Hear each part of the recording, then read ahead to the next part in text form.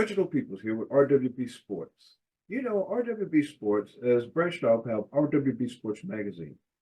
And within that magazine, we're going around doing articles on entities that it takes to make a boxing match happen. I know a lot of folks, including myself, say that boxing is the loneliest sport there is. Because when you walk down that aisle and you climb those steps and you step through those ropes, it is mano a mano. It is you against them. It's red against blue. But in reality, there's a whole lot of things that has to come together in order to put on a professional fight for us, the viewers. And that's what RWB Sports is here to showcase each and every entity that it takes to come together to put on a show for you, for me, for us, the viewers that love the sport of boxing. So today I get to sit down with official Eric Dali, who is on the professional level and has gone from the amateurs all the way to title fights in the pros. We're going to talk about the difference of going from an amateur fight with 600 or 700 people to going to the national level to professional fighting, championship fighting, where there's 19,000 people. Going to talk about the difference in the adrenaline level that it takes and talk about everything that official has to do to get ready to prepare for each individual fight. What they do in the locker room, how they explain the rules, what's the difference between female fighters and male fighters. We're going to talk about what it takes in order to be an official. If you want to be an official, we're going to talk about that. So I hope you enjoy this 28-minute segment, which is probably going to be about 30 minutes, because once we get together and start talking boxing, it's just hard to stop. But we try to contain ourselves. We try to do it, even if we have to come back and do a sequel or part two. So sit back and enjoy the interview with official Eric Dali.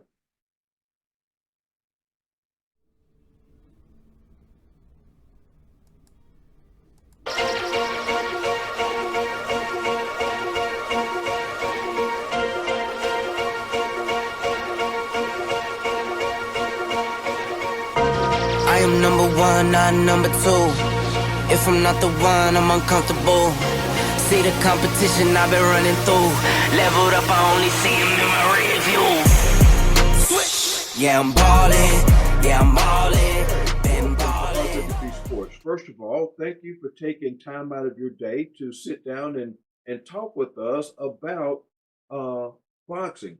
A lot of people don't understand, and a lot of people say that, you know, and I, including myself, that boxing is the loneliest sport in the world. But RWB Sports is here to try to put together a little help to those fans who don't get to see behind the scenes and all the entities that come together to put on a great show for their viewing and to get up close and personal with all the parts of the sport that make it a great sport. So today I am sitting here with Eric, pronounced it like Dali?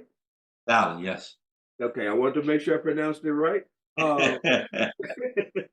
And he is part of the sport that is crucial for the health and the well-being of both combatant parties that's in the red or the blue corner if we're talking boxing, or the octagon if we're talking MMA. So, Eric, first of all, I'm going to turn the floor over to you and let the people know who you are, what you do, and then we'll get into the interview. Okay, well, my name is Eric Dali, professional boxing referee since 2014. And I've only done 2 world title fights, a boatload of those intercontinental fights.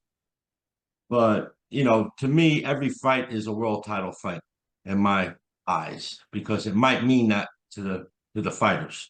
You know, it might be their first fight, it might be their last fight, whatever it may be. So that's pretty much basically it for me, you know, as my part. And the biggest part is accepting the assignment. Once you accept the assignment, you have to do your research on these fighters, you know, and you to find out their bad habits they learn in their gyms while they're sparring, especially unsupervised sparring, where there's not a referee. So, it makes my job, one of my tasks, very hard.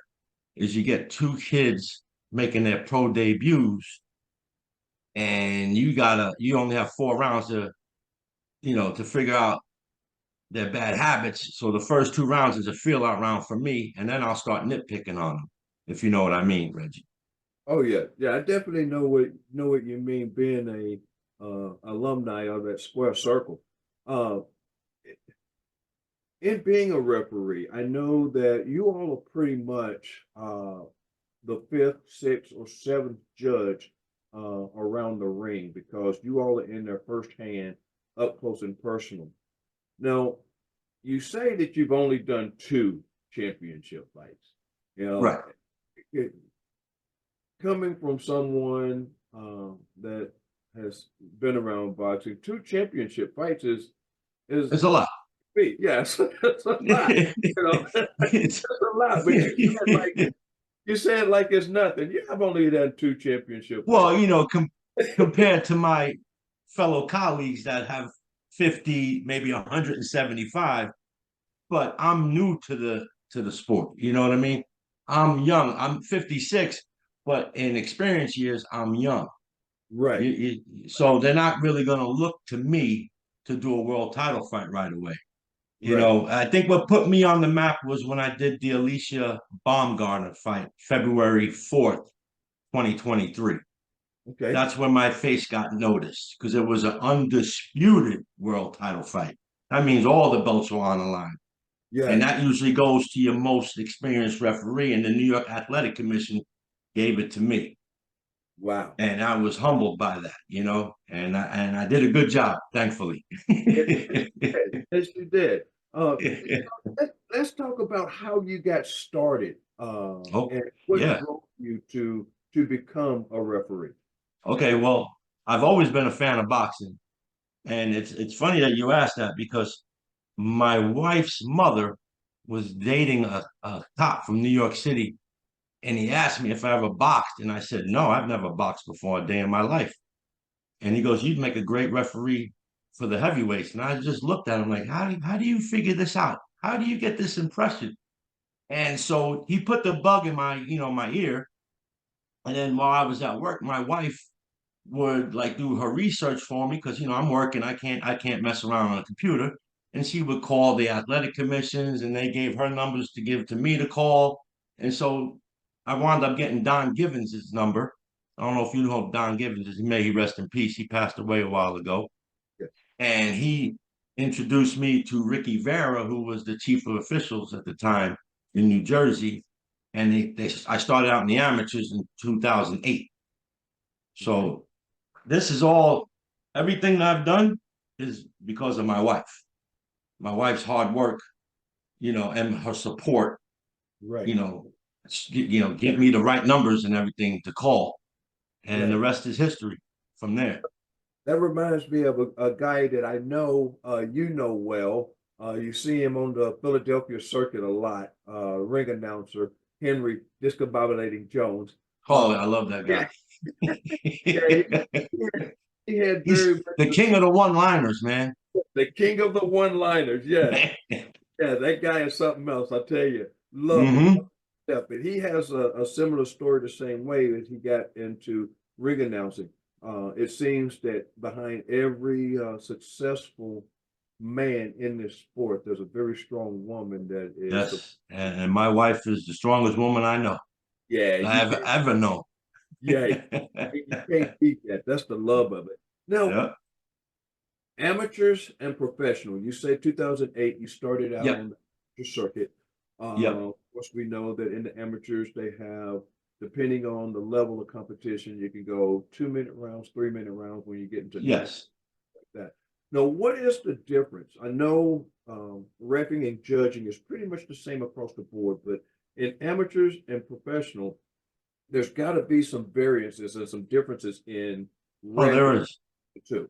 Can you explain that? Well, when I was in the amateurs in 2008 to 2013, actually 2014, it was all Olympic style refereeing, very robotic. You weren't allowed to talk to the fighters, you couldn't touch them. And I disobeyed all those rules, okay? Because my style was more of a pro style. Right. In the first 3 years, I was that robotic referee. Stop, break, box. All the signals and signs and gestures. Right. And then when I went to my one of my national tournaments in 2013, it was one of my last national tournament I went to in 2013 before I turned pro. It was without headgear for the elite open division fighters for the Okay. males. Okay, and I remember I called my mentor Benji Estevez and I said, Benji, these guys are crazy. USA boxing is crazy. They're gonna implement using no headgears. They're gonna allow using no headgears. He goes, Eric, he goes, I guarantee you in the first 30 seconds you're gonna have cuts. And he wasn't lying because my first bout, the first 15 seconds, both fighters got cut. But I Right. knew that was the style that I wanted to be in, without the headgear, because I was allowed to talk to them. They wanted us to treat them like pro fighters. See, you Right. got to remember the difference between an amateur and a pro fighter. Amateurs box for trophies. Pros box for money. So it's easier for me to stop a fight in the amateurs than it is for a pro fight because I have to think about the financial part of it too, and all the training that these guys went through. You know what I mean? If I stop a fight too soon, I can damage the entire event. But if I stop it too late, either a fighter could die or get seriously hurt. So that's a heavy hand to wear. This occupation, even in the amateurs, is a life and death hobby, not occupation. It's a hobby, life and death hobby. So it weighs a burden on you, you know. Right. And that was one of the things that and you touched on it because a lot of people when they look at the sport on TV, they was like, oh man, those guys got it made. I want to be a referee. I want to be a referee. Those guys got it made. They're But all welcome. yeah, oh, come on, come on, come on. Just But walk, just walk in my shoes for one 4-round fight in Philadelphia, and let me know if you really want to be a referee. right, right. Because Okay, or even in Harrisburg. Even Harrisburg, we have some rumbles. oh yeah, You know, some rough and rugged, ugly fights. yeah. Yeah, And you got some coming up. Actually, we I want to talk do. about some coming up. Now, Philadelphia Team Smoke has Team Combat League. They fight on Yes. 28th at the 2300 arena. Are you Yep. gonna be a part of that? Are you gonna Unfortunately, I can't make those because, like I told you before, I work nights. So I work Sunday night through Thursday night. So those shows are on Thursday nights. right? Okay, And I can't take off of work for that. right. But we will So see you April 5th at the Ring yes. Casino Yep. on King's Promotion Yes. with the Ring Wars Yep. team. Oh yeah. And I got March 30th at the Harris coming up. Okay, good Yeah, deal. So and I just did Colin Walsh versus Daron Yeleussinov. It was a WBC little intercontinental title fight this past weekend at the what Garden. right. Yeah, I wasn't able to make it out there to that one. I'm trying to get around to where I'm Yeah, able to out to other promoters events, but it all depends hmm on like I work too, so it depends on how my sure. schedule.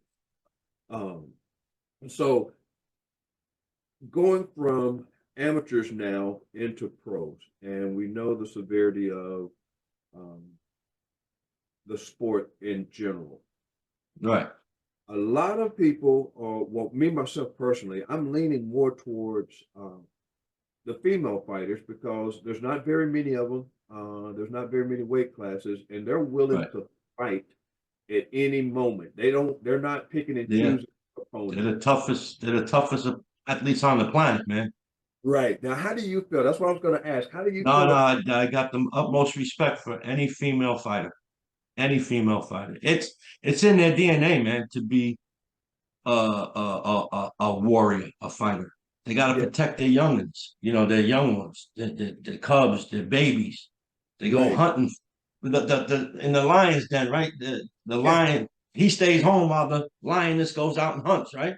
So Right. who's the real badass? Exactly. That's what I said. Yes, You know I what I say it mean? all the time. Yeah. That's the lion, the king of the jungle. Why? Because he lays Yeah, it around. should be called the queen of the jungle. It Yeah, should be called exactly. the queen of the jungle, man. Yes, I agree with you So 100%. I don't have a problem. There's a lot of male officials that have problems with refereeing females because God forbid you uh inappropriately touch them the wrong way.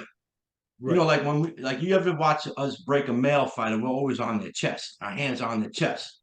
Yes. So when I have them in the dressing room, I tell them, listen, you're gonna feel my bare hand on the small of your back. I'm gonna tap you real quick twice on your back, and then that means you need to take 2 steps back. So when I bring my hands in, I'm gonna use the rigid side of my hand on your belt line if I have to move you back. This way, my hand won't go up or down. It's gonna stay right on your belt line. And Okay. it works out for me all the time. Both female fighters will just step back automatically without me Right. even having to touch. But you got to address that in the dressing room. You know what I mean? That the most important part of refereeing is gaining the respect of the fighters in the dressing room instructions while you're giving them the instructions. Okay. You know what I mean? And Right. that's where you gain the respect. That's where you'll see the obedient boxers. I don't like using that word obedient, but they'll respect you in the ring. They'll Right. obey your commands at all times. They won't be defiant. They won't resort to unsportsmanlike conduct. It makes the fight smoother for you and for the both fighters. You know what I mean? Because now they both know they got somebody they can respect in the ring that's giving them orders. Right.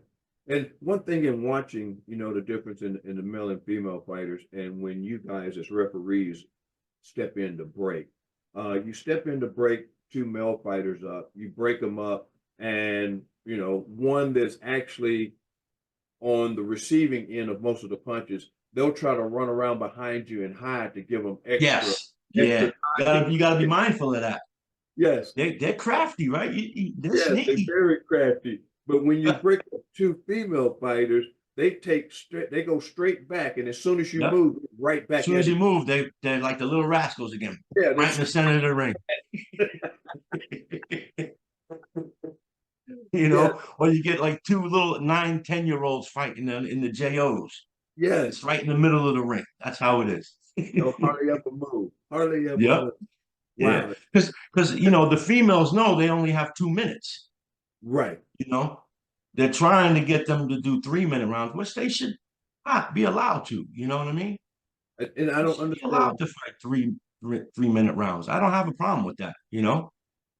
Because you'll see some of these fights that are only 2 minutes, and they're just getting warmed up after a minute and 50 seconds.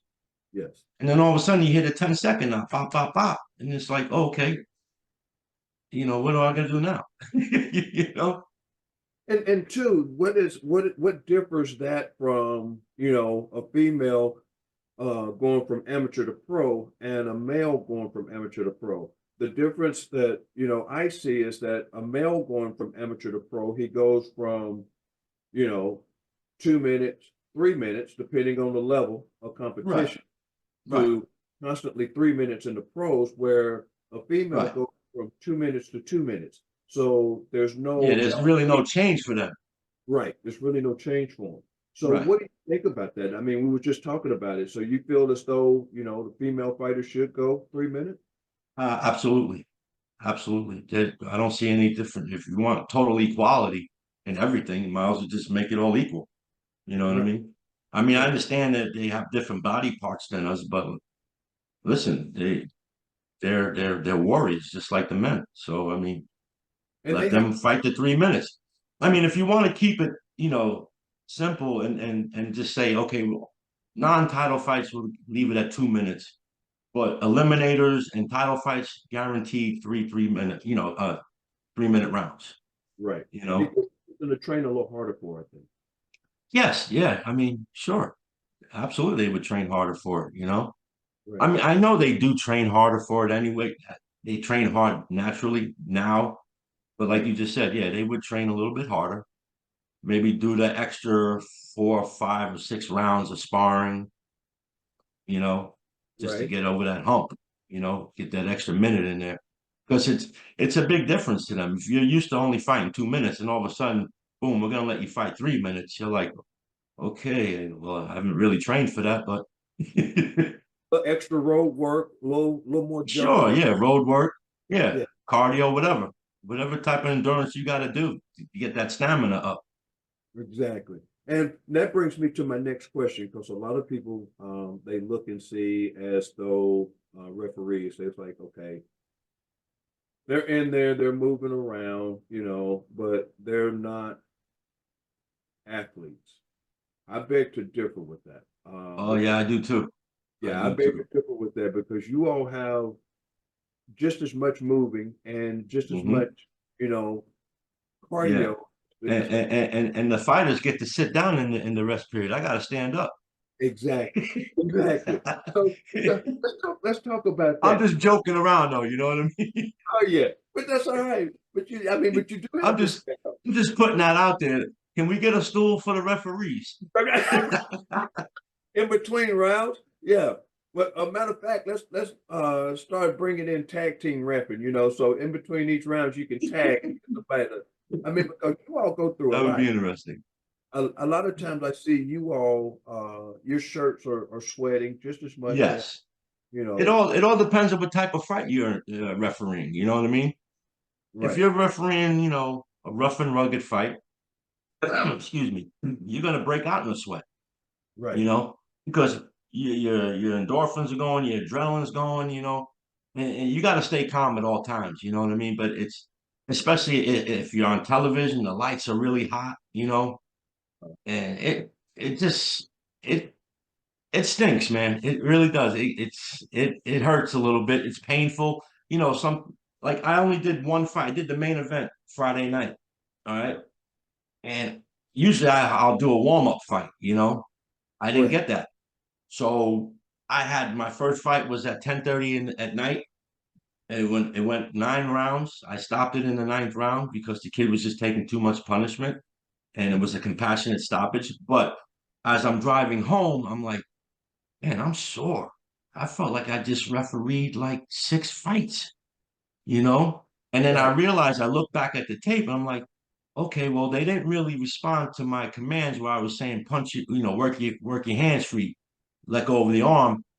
They wanted me to break them. So I had to break them every time they got into a clinch.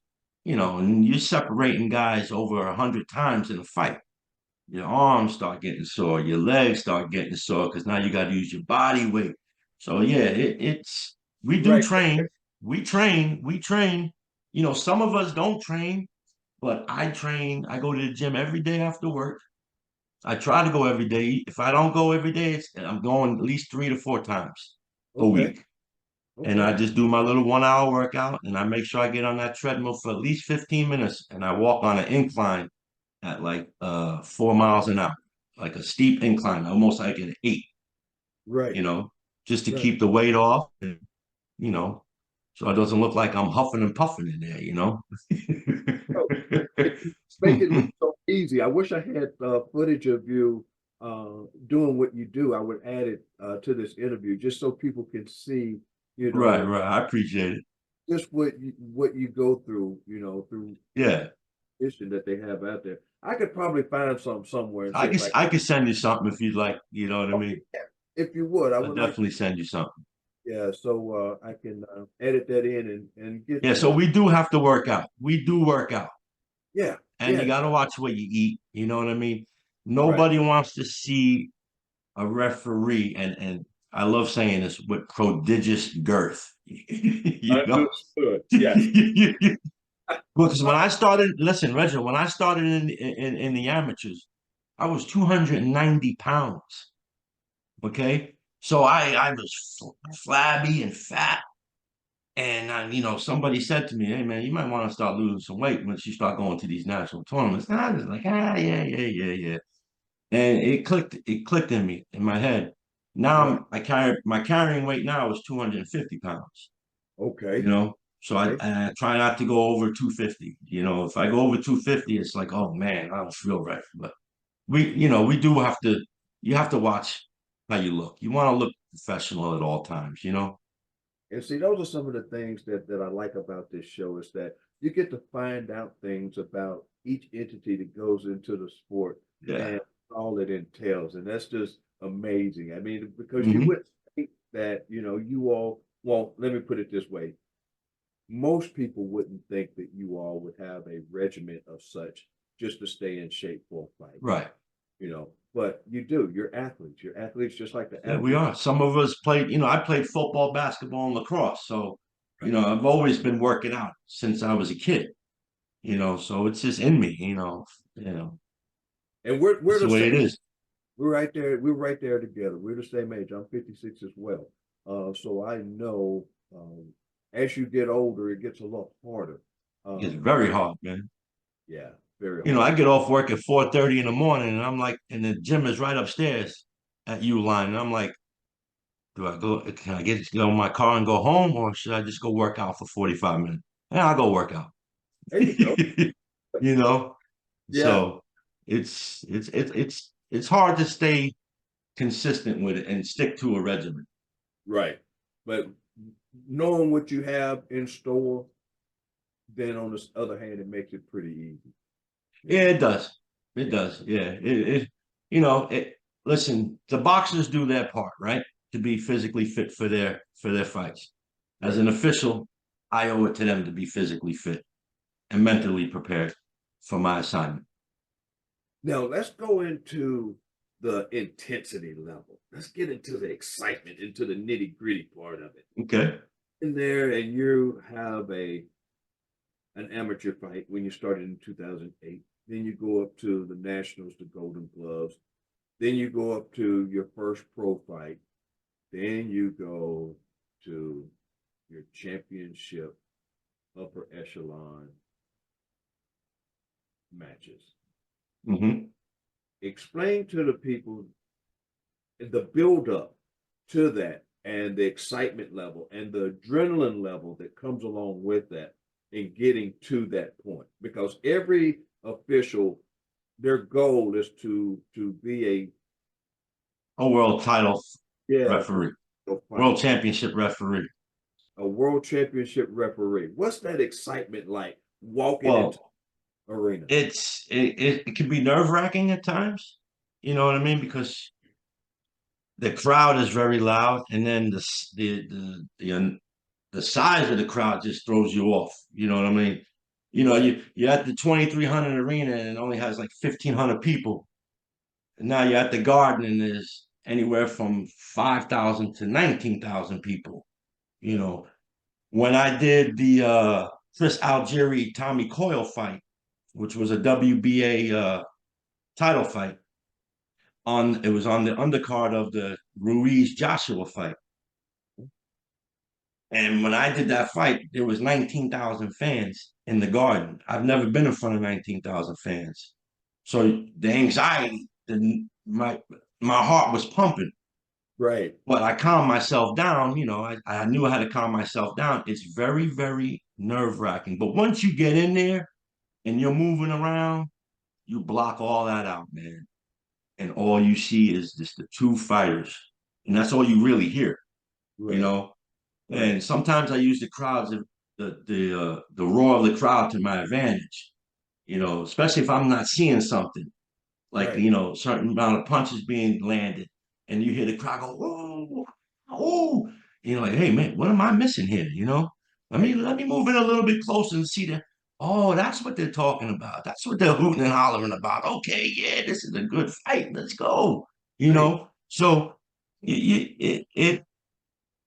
it's a humbling moment when you do a world title fight. It's very humbling because it's just the crowd that gets you, man. You know Right. what I mean? And they'll let you know if you messed up. They'll let you know if you messed up. Yeah. You'll hear that boo, And that was, and yeah. and that plays that can really, really mess up a mind of a referee Right.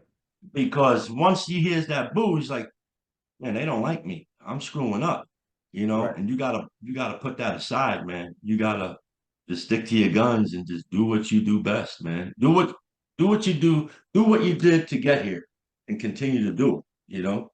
Okay. All right. Continue to do your job. That was one of the next Yeah. questions I asked is how do you handle, even though in your heart and your mind you felt though you made the right call, but the crowd, the audience, the corner feels as Yeah. though you may have stopped the fight too soon or you didn't give their fighter a chance. And That's a they're good question. It's how a do very you good question. yeah, How do I handle that? I just think to myself, if there's any doubt in my mind to stop a fight, I will always call the doctor. I will immediately call time and have the doctor. Let's put that on the doctor's shoulders now. You know what I okay, mean? But if I stop the fight because I felt that a fighter was just taking too much punishment and the crowd doesn't like it, I really doesn't faze me. It might bother me for a brief moment, you know what right, I mean? But then I start talking to myself, I'm like, yo, man, whose head is laying on that pillow tonight? You know, I want to be able to sleep peacefully. I want to be able to know that that person, that fighter, gets to spend another day with his family, his friends, his children, you know, or whatever, and lives right, to see another day. So right. I really don't pay too much mind to the negativity of the ref, you know, of the cornermen hollering at me, you know, Right. unless the commission said, "Hey, man, you screwed up and you stopped that fight too soon," then you know we'll talk about it and we'll correct it and make sure it doesn't happen again. Right. You know, But then that, yeah, so you feel and you take the fighters, you know, yeah, the safety is my primary concern right, at all times, and I even tell that to the fighters in the dressing room. I tell the coaches during the instructions, listen, man, I have no interest in this fight except safety of the fighters. So if I see something wrong with your fighter during my knockdown assessments, I'm gonna stop the fight. You know, there's, there's it's not, that simple. Yeah, it's just that. yeah, Oh, well, Eric, I'm gonna want to. I love to come back and do yeah. We another. could do it. We could do a follow up. Yeah, because there's so much more that goes on with being an official that I want It to share sure with does. people. So I would love to schedule another one. I know I definitely will see you April 5th at the Okay. retreat. We can Okay. get together and talk then. Maybe then I'll bring you your shirt personally out there. It's all right. I That, appreciate it. You don't have to. You don't have to give me a gift. It's not a. that I This is cool, Reggie. You know, it's my right. first interview, and I really appreciate. Listen. I hate talking publicly. You know what I mean? Like it took me a long time to get over that hump to do the dressing room instructions. But but once I get going, I'll keep going. And that's it. And I love it. I'm the same way. But that's part of the sports thing is that because you all take the time to do these, it's the Yeah, least we can do and give back and give you a little token to say thank you sure. for doing this. But there's so much more in officiating that goes on in the sport of boxing. I would love Hmm. to come back and do a follow-up interview. Yeah, I would look forward to that. And maybe one day we can get together and sit down and break bread together, you know. That'd be great. I would love that, Reggie. I would love that. Do you have anything you want to say to your viewers who's going to watch this, to your fellow compadres that are out there day in and day out officiating? You know, take the floor and take us out. Oh well, I just like to, like I said, I just like to thank my wife and my family because they're my biggest supporters, and then my mentors, Benji Estevez, Harvey Doc, and Jack Reese, and of course all the commissions I work for, New York, New Jersey, especially Pennsylvania. If I didn't have Pennsylvania, I'd only have like 100 fights. I have 511 fights. So without Philly, without the fights in Philly every week, every other weekend, I'd only have about 100. So my gratitude goes towards the Pennsylvania State Athletic Commission, Greg Serb, and now the new executive director Ed Kunkel, and of course Sean Clark and Gary Rosado, my two teammates, my partners from Pennsylvania, Yeah. two great mentors that I've had that I get to work with. I don't get to work with Gary no more because he retired, but Sean is still there. And you know Sean Clark. He's No Sean. solid referee, great referee with a wealth of knowledge. And every time we work together, that's all we do. I just pick his brain, and he just shares everything he has with me. So I'm very grateful to him too. On the follow-up, I'm going to try to get both of you on here at the same time. Oh, that would be great. You know, maybe we could do it after the show, Yes, in Bethlehem. yes, You know what I mean? So yeah, I'll reach out to him and see what he says. You know what I mean? Because see, Bethlehem for me is only a 20-minute ride. right. You know, from Jersey, where Yeah, he it's an lives. hour. It's an hour and something for him. So, you know, he might not want to stick around. Right. Well, I mean, maybe we can do it on Zoom. We could do it Yeah, like yeah, that'd be great. And listen, Sean's got some great stories, man. And, you know, he's part of the executioners. That little documentary that they did about the executioners gym, whatever. So right. he's part of that. And Sean was a great boxer as an amateur. Sean Wow, was a real good amateur fighter. So that's gonna he be amazing. you'd have a good you would have a good time with him. Oh, that'll be amazing. That'll be Yeah. amazing. Just the But topic. to go back to what you asked me though, if you want to try to be a referee, you got to reach out to your local boxing community, your LBC and the amateurs. You know, whether it be Mid Atlantic, you know, New Jersey Association of Boxing or New York Metro. You got to start out in the amateurs first before you can walk any, you know, work as a referee on the pro level. You Okay, have to do the amateurs at least 5 years. good information. Good information. Hmm. Uh, Also, with this, I didn't say it in the beginning. I probably should have because RWB Sports has a magazine out now. RWB Okay. magazine. This article will also be typed up for the magazine as well. And with that, at the end of the year, we're planning on giving out awards, just like Ringside Magazine used to back in the day. We're Oh, wanting all right. that back. So we will have, candidates for official of the year. So if RWB Sports has an opportunity to sit down and interview you, then that automatically makes you a candidate for. Well, I'm honored. Thank you. I'm honored. Well, we're out of time. Eric, thank No you problem, Reggie. for coming in and sitting down with RWB Sports and doing this commercial.